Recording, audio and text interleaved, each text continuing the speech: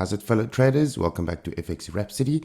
Today I'm going to be focusing on two currency pairs, doing a little bit of analysis: Euro USD dollar, Japanese yen. Before we do some analysis, go visit in the link in the description. There's a there's a link to my preferred broker. These guys are reliable, one of the best brokers around. Go visit them, and you can thank me later. Okay, let's hit the charts. So Euro USD dollar. What can we do, or what can we see in the markets? Very difficult to kind of analyze to see where the markets are going. I mean, markets are really doing a weird thing with this war and all that, but you can still trade it. I mean, trade your markets, just react to what it gives you. So on a daily time frame, what we can see is we know that, well, not know, but I mean, I feel that there is this consolidation here in this block area. Now, we also see that, liquidity has been tapped right there. So by liquidity, I mean, or meaning liquidity, for those of you that don't know that. So we had a low over here. I'm just going to change that color of this thing, or this line. So we had this previous low. Okay, price came down, hit that low, came up, and then coming back to that low now. Obviously, on this low, there is going to be guys buying into the market. Now, with this buying power that is pushing up, or not pushing up the markets, but guys putting in their buy orders here, they will leave their buy stops at the bottom. So price action comes and hunts those stop orders. And then this is exactly what happened. Price came down, hunted those stop orders. Now it's hovering in that area over there. Especially on a daily time frame. So I, just for those of you that's doing swing trading, I would like to see price just breaking outside of this box, be it to the top, for a bullish movement, or to the bottom for a bearish movement. So let me take that out. So any break and close beyond or outside of this box area, there will be a movement in that direction. And let's go down to your 4-hour time frame. Now, on a 4-hour, I can just show it a little bit more clearer.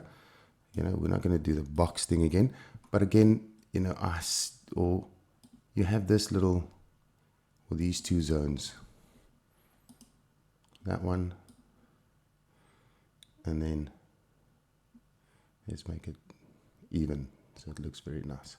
Okay, so those two zones over there. If my cursor can just play along. Let's just do that. So those two zones, I need price, or I want to see price breaking beyond that zone. Outside of this, doing some type of a retest, coming back, be it fair value gap, be it Fibonacci retracement, whatever situation, whatever it does, I want it to break outside that box. I want to show you by talking about fair value gap or whatever. You can see this happened before as well. So we had this type of a consolidation. We can draw that one, but in something similar to here. Okay, so we had that area of support before, and then price breaking. So I want to see price breaking that area like this, doing some type of a retest. Now over here, the reason I said fair value gap or Fibonacci, you could have had your Fibonacci in there, and you could see from that low, the first low, price didn't come and hit that 62% area, neither did that time. So what you want to do is, you see this, so let's take that out. You see this is the breakout candle, or the candle breaking down to the bottom. There's a gap, let's call it for fair value gap, in that, between that candle, the wick, and then that wick. So the gap that was formed there, price normally comes back, retraces inside of that gap. Just wanted to do that. So I would like to always take that from there to there, and you can see right on the 50%. Look at that. Take that out. See, so price coming back to retest halfway, between that, or in that fair value gap, and that is a nice area, for sell. And look at that. So for those of you that caught that before, this is just previous analysis. So that's 100 pip down, and then even more. So that is what I'm talking about. I need that that price to break, coming back to retest to either a fair value gap or a Fibonacci, and then I will look at placing a trade, be it to the top or to the bottom, meaning bullish movement, bearish movement. On the hourly time frame, so what we can see here is, you see this area over here. Okay, so that is key for me for now. So price coming, supporting that area, coming up, rejecting that area, coming up again, you know, and this is now a key area because, again, it broke that area of support, coming back to retest, coming back in a area of fair value gap. So will this be now another nice sell opportunity? Yes, you can place your sell. The stop loss over here is a little bit high. I would, you know, if I was in the sell now, that would be more or less my area of, and then I would have my risk over there, and then whatever your reward would be. So your risk, you know, just above that that breakout candle, just above that the wick over there.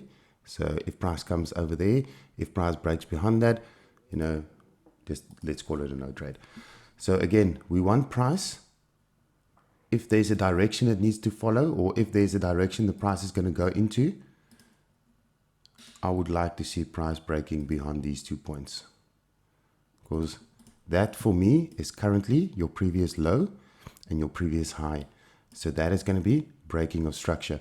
So then I would like to see price doing a thing. So behind that, it did it exactly over here. So coming back to retest. So now let's see what price is going to do. Will it follow this? Let's draw this in again. I mean, this is a nice entry over here. So will this be the case? Coming down.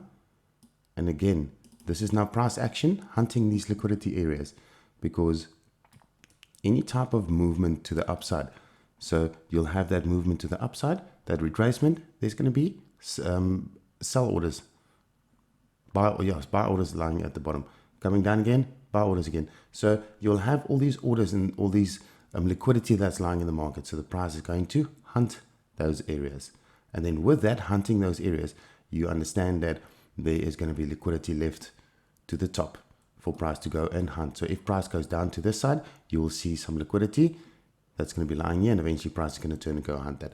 So again, let's see what happens with this. I mean, I'm doing this analysis up until the 1 hour. Please go down to your 5-minute time frame.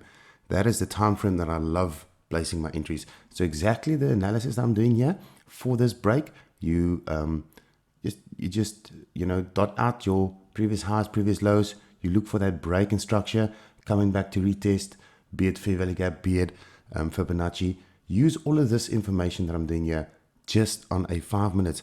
That's key. 5 minutes is a very good entry time frame that I love to trade, and then react to what the market gives you. Okay, let's move on. Let's go to the dollar yen. With the dollar yen, I want to start off with a monthly this time, because this pair is just motoring. So, excuse me, on a monthly time frame, okay, we can see this movement, the swing high, the swing low. Then it came up for a retracement, now the swing high. So look at this. You take your Fibonacci from that to that swing. Swing low, another swing high, coming down for a swing low. And now you can see, look at this break in structure. Look at that. So currently, I'm not saying it is, because, I mean, we're almost finished with the month. So I would love to see what this candle does towards the last week or so of this month. Will it carry on pushing to the upside? Will it come back to actually close below this area or above? Closing above this area is break of structure, guys, and the price is going to start moving up. Again, with this Fibonacci that I've pulled or that I've put in, that's your golden area, like you see, coming back, price retracing, hitting that area. So pushing up, target 1, target 2, currently price is sitting on target 2. you can see the reason price is doing that. That is liquidity that was lying above that area. Okay. Just make it another color. Liquidity. And so what is lying above the last take or the last target, the target 2? Some more liquidity. So guys, this is what price is doing. It's hunting that liquidity on a higher time frame. So never forget that. Don't just this your higher time frames. Don't just not look at it. You know, it's always, I mean, this is the bigger picture. So just, you know, direction price is going, look at those higher time frames.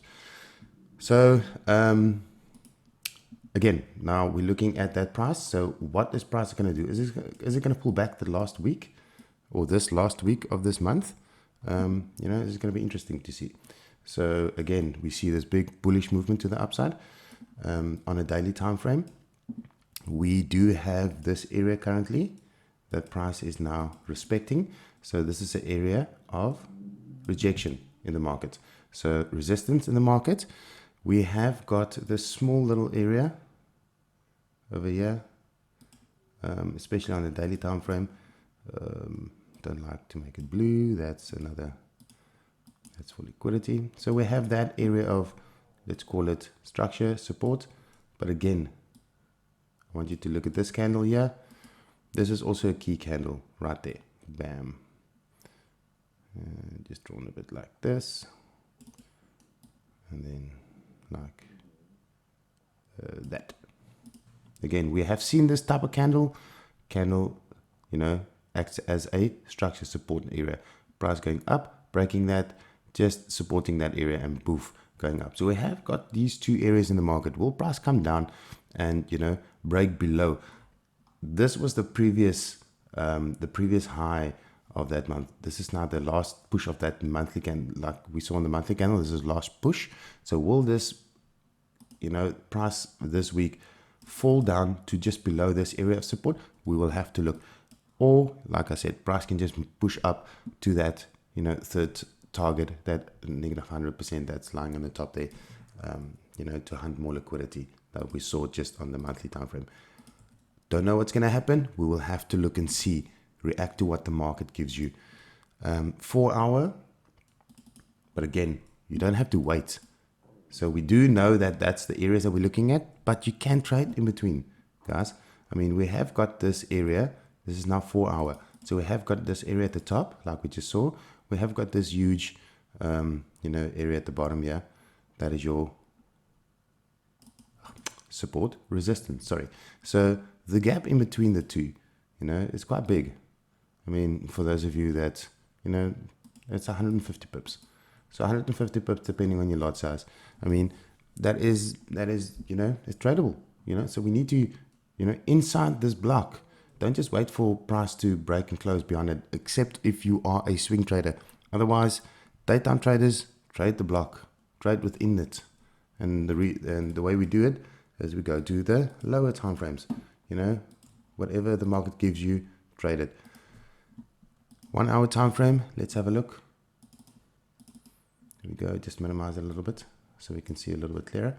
Okay, so what we have on the 1 minute time frame is this little area here that I just like to dot out. Just want to show you something. And then right about there. So you have this consolidation area, or this area where price was consolidating. Then you had price going and breaking below that area. So you had area where price was hunting liquidity. Okay, so price coming up, down, up, down. So you had this, you know, push to the upside, little bit of support area coming up, price hunting some of the liquidity that was lying below there. Not a lot. I mean, this is not big, but again, it happens. You know, especially when price goes into consolidation. Right here, you can see price going, bouncing off that area, bouncing off that area. So obviously, of that areas, you know, you have got some traders that placing their sells over here, leaving their buy orders at the top. So you have price pushing through that, you know, grabbing some of that orders liquidity. Now it's back inside the box. Okay, so now let's wait and see what happens. So because I would like to see price breaking outside of this. And again, drill down to your 5 minutes, because there is trading opportunities within this box as well. So any type of opportunity that you can see, trade it, guys. I mean, let's just have a look here on this hourly. So not saying this is a trade or was a trade. So going up, swing high, look at that. Okay, this is what I'm saying, trading opportunities. So you have the swing low, you had that swing high, price coming back, retracing back to your 62% area. Okay, so look at that. So that movement, let's just take the candle, let's say place your trade there. Look at that, that's already an 80 pip move to the upside. Okay, 80 pip move, price coming down again. I mean, it doesn't hit your stop loss because it's still here. So that movement up here is even longer. So there, 122. So guys, don't be scared to trade within these consolidation areas, especially when there's consolidating in a higher time frame, you know. And then again, on the drill down to your 5 minutes. Don't be scared to do that. That's where you place your entries in those time frames. Okay, so please, guys, you know, don't just wait for market. I'm always saying yes, be patient, but the thing is, don't be too patient. You know, you get guys that are a bit too patient. Sometimes I fall into that trap as well, that being too patient in the market, and then I don't, you know, go into the trades because I'm sometimes a bit too patient. But again, trade what the market gives you. Don't be scared. You trust your analysis. You place those trades. If your risk is correct, you know, put your stop losses and everything in you know, inside your trade. Make sure your risk is correct. Then you don't have to worry about your trade and let your trade run. So guys, that's all from me. Just don't forget to hit that like button, subscribe to this channel, hit that notification bell for more analysis and some, you know, other content coming your way. So guys, I hope you are having a wonderful weekend. Stay safe and happy trading, guys.